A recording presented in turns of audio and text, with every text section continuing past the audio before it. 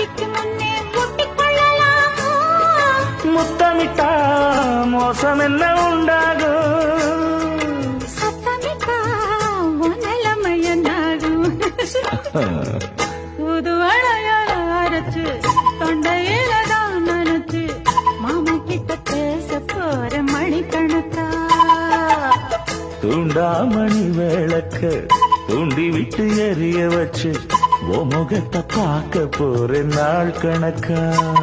அந்த இந்திரன் சந்திரனும் மாம வந்தா எந்திரிச்சு நிக்கணும். அந்த ரம்பையும் ஊர்வசியும் மயிலுக்கு தொண்டுகள் செஞ்சிடணும். நான் காத்தாகி ஊத்தாகி மாமனை தழுவி கட்டிக்கணும்.